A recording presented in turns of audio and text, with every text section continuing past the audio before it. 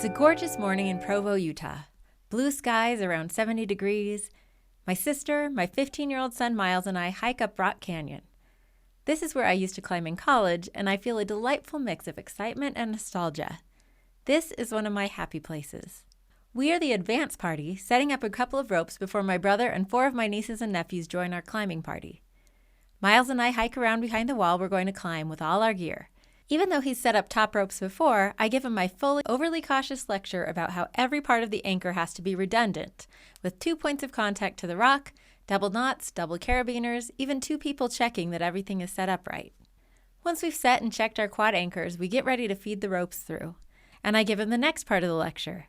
Now you have to make sure that both ends of your rope reach the ground. This is the most common mistake climbers make before they rappel down, short roping themselves. This part of the story, my friends, is what we call foreshadowing. Once my son and I get our anchors set up, we feed our ropes through, check with my sister that both sides have reached the ground, and cautiously lower ourselves. We make it safely to the ground. For now. This is the How She Moms podcast with Whitney Archibald. I'm a mother of 5 on a mission to help moms connect with your kids, manage your homes, and create your own unique version of motherhood. I curate ideas from different moms so you can pick and choose what works for you and your family.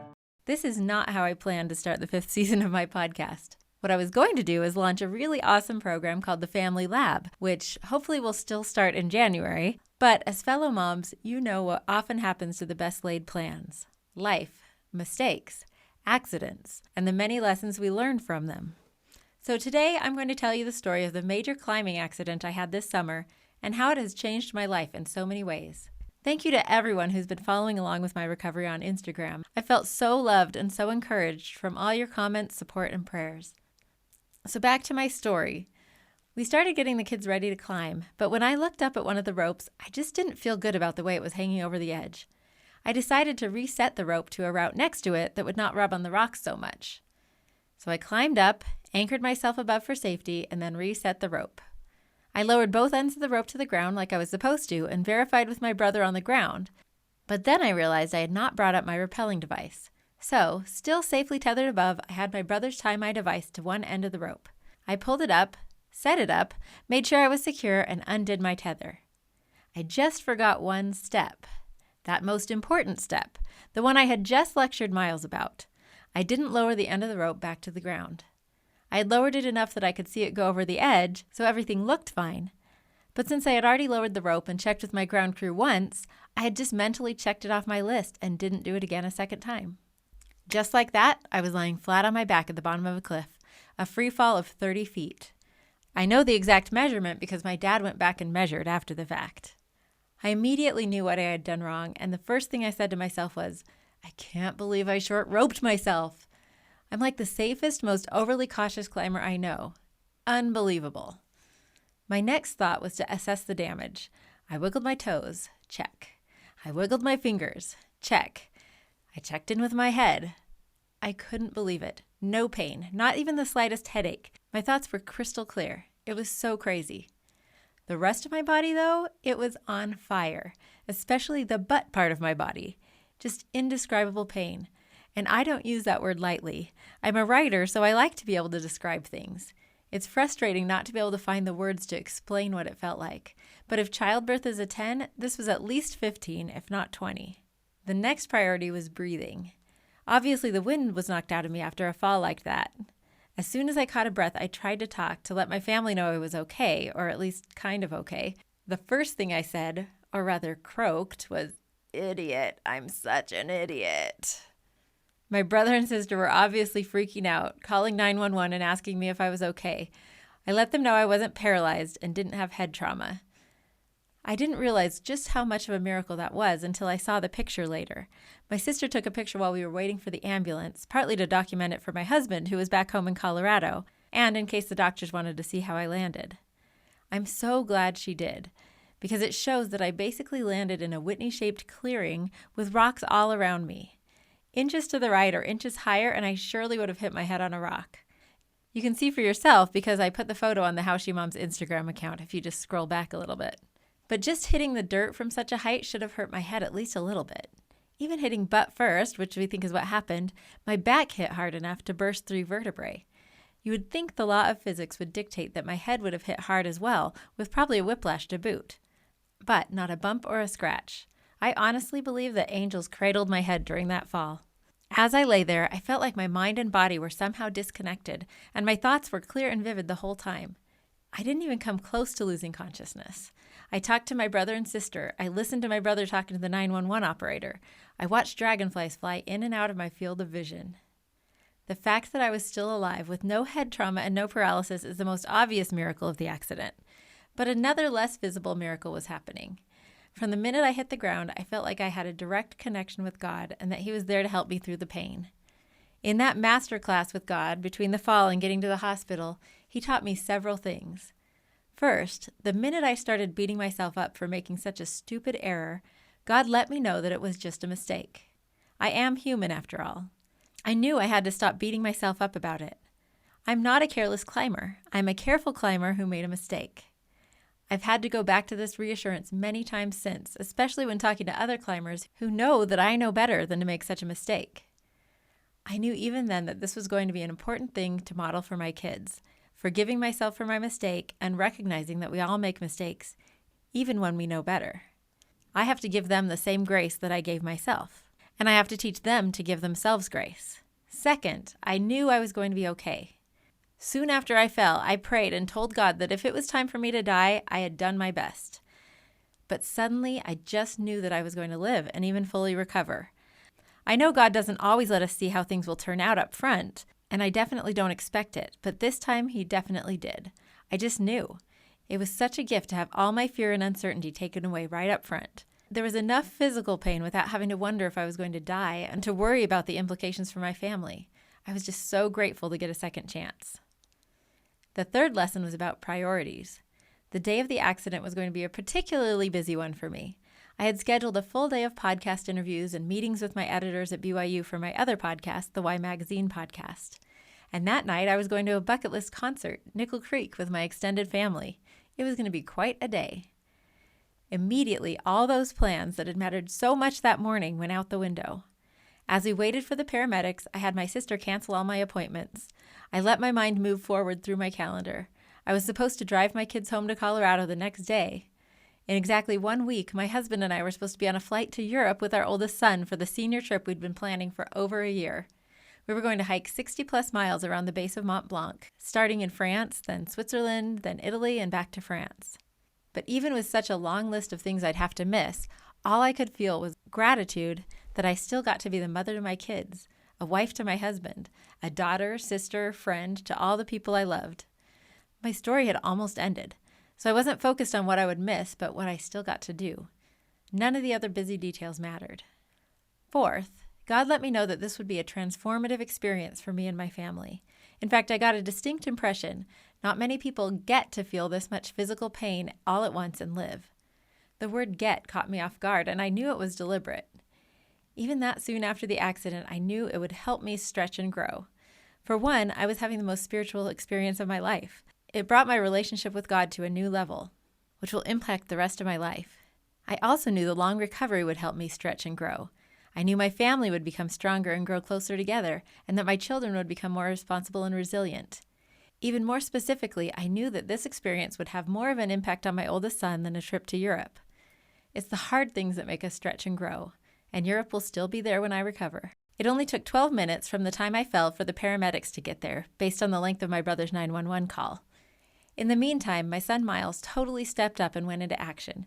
He gathered the kids to the side so they couldn't see the bone sticking out of my wrist. He hiked up and took down all the gear, then packed everything up. I'm so proud of how he handled it. When the paramedics got there on an ATV, they put me on a backboard, another very painful process, and then they lifted me up onto the back of the ATV and held me there while it slowly drove just 100 yards down the trail to the ambulance. From the moment the paramedics arrived, I was so amazed at how much love I could feel coming from them. It almost felt like I could see it streaming from them. They didn't know me at all, yet they were focusing all their energy into making me as comfortable as possible. They couldn't give me any pain relievers because my blood pressure was so low. Their loving care continued in the ambulance as they coached me to breathe and even stroked my face. In turn, I felt overwhelming love for them and overwhelming love from God. Again, I felt like He was speaking directly to me, saying, "This that you're feeling is the pure love of Christ." If my priorities were clarified before, now they were laser focused. I knew that this was the point with a capital P. The Beatles' All You Need Is Love started playing on repeat in my head. The next part was a blur. We got to the hospital, they gave me some ketamine, and soon I was seeing strange and very colorful geometric patterns. I remember trying to describe it to my mom and sister at the time. I'm a rectangle. I'm not just seeing yellow rectangles, I am one. Then it looked like everything was paused like a VHS tape, and I kept saying, pause, pause, pause. It was quite a trip, literally. My MRI showed that I had snapped and shattered my sacrum. My doctor later told me it was impossible to say how many pieces it was in. Just really busted up. I had broken my pelvis in 3 places, most severely on my right side, and kind of knocked it askew.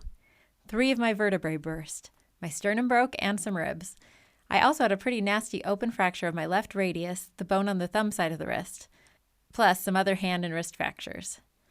I had 1 surgery a day for the next 3 days. First my wrist, then my back, then my pelvis, with lots of hardware installed.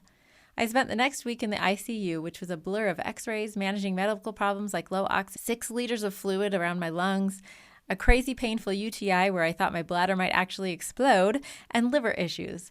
But finally I was stable enough to move to the trauma floor and eventually a rehab floor for a total stay of 3.5 weeks in the hospital. Along the way, I gained a new love and respect for all healthcare workers, but especially for nurses. I felt like that lesson in pure love that I learned in the ambulance supercharged me, and I just loved my nurses and nurse techs so much. They took such good care of me even when I couldn't do anything for myself.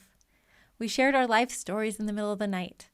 A couple of them were about to have their first babies, and we talked about their excitement and uncertainty. They cleaned me up, eased my pain, and gave me so much comfort mentally and physically. And then there were the occupational and physical therapists.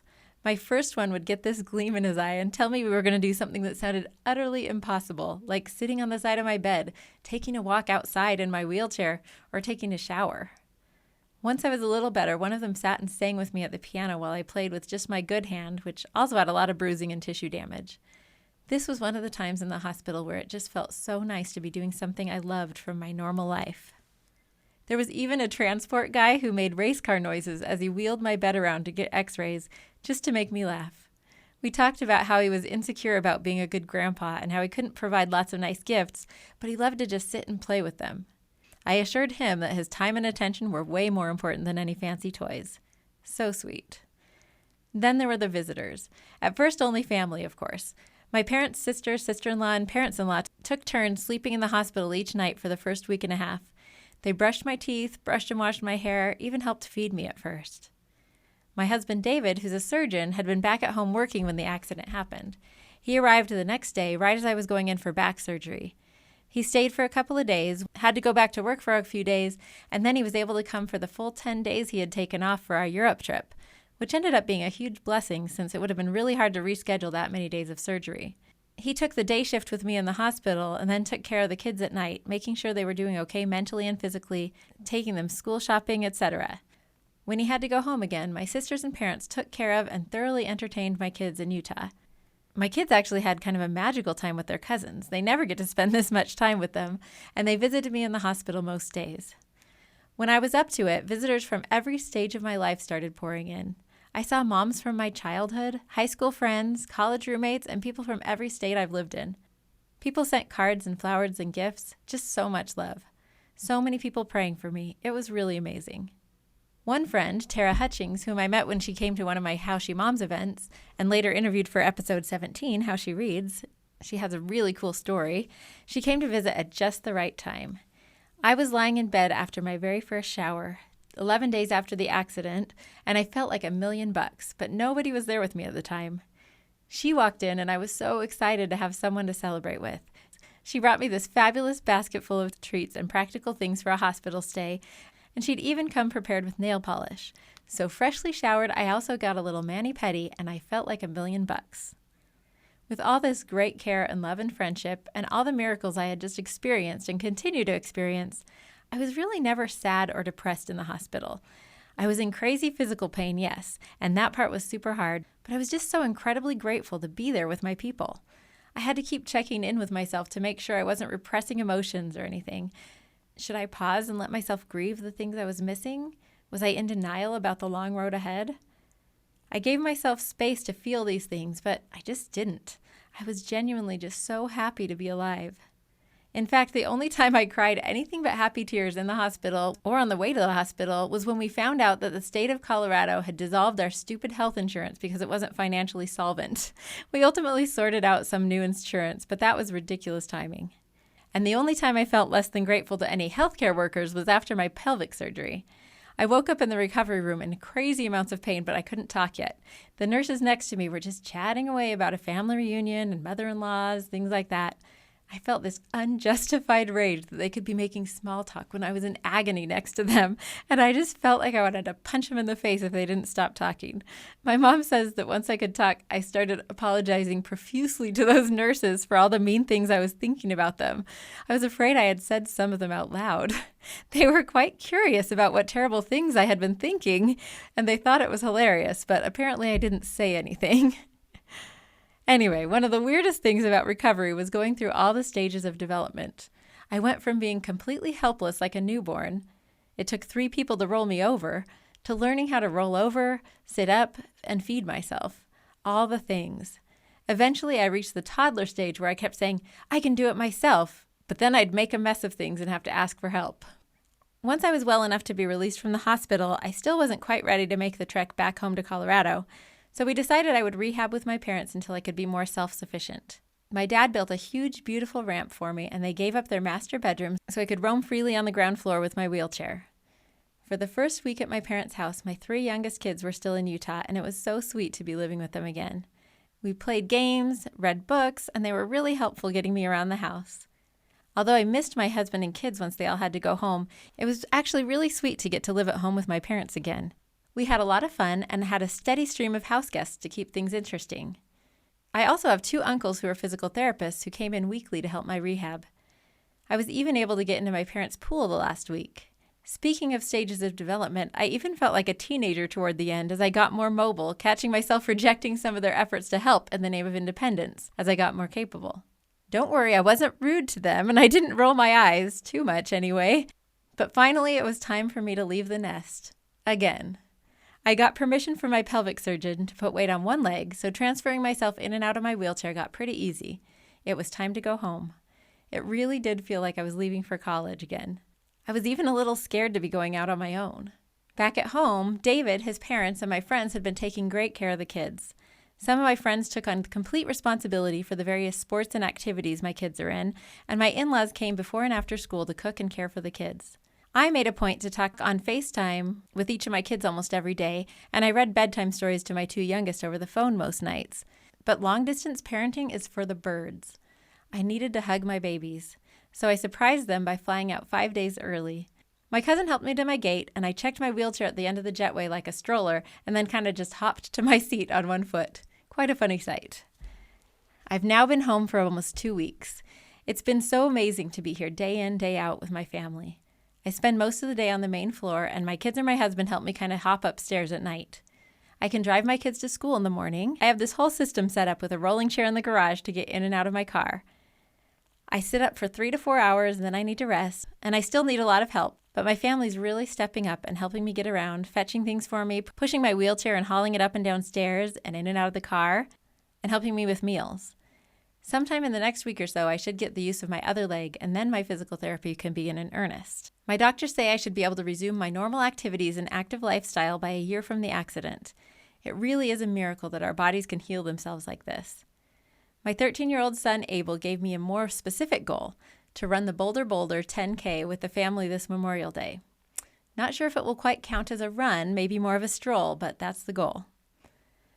My friends, including many of you, have applauded my positivity throughout my recovery, but I bet any of you would feel the same after being part of such a miracle. I was especially humbled just last week to hear of a woman my same age in the same canyon who didn't make it after a similar fall. Even though I still have lots of hard work and pain ahead, I'm still just so happy to be able to be here to do it and to learn even more life lessons along the way. I know just how close I came to not being here at all. It really has given me a new perspective on even the mundane parts of my life. It's just incredible to be given a second chance at life.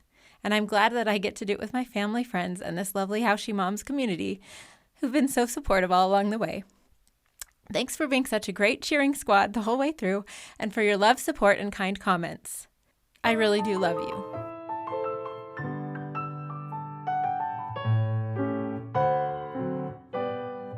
Thank you so much for listening to the How She Moms podcast and for being part of this community. There are so many other ways for you to connect and hopefully also contribute. I share tips and ideas regularly on Instagram and Facebook at How She Moms. You can find past episodes and other resources at howshemoms.com. And you can always just email me directly at whitney@howshemoms.com. Special thanks to my own wonderful mom, Susan Singley, for recording my theme music. She played this song all the time when I was growing up, and to me, it's the soundtrack of motherhood.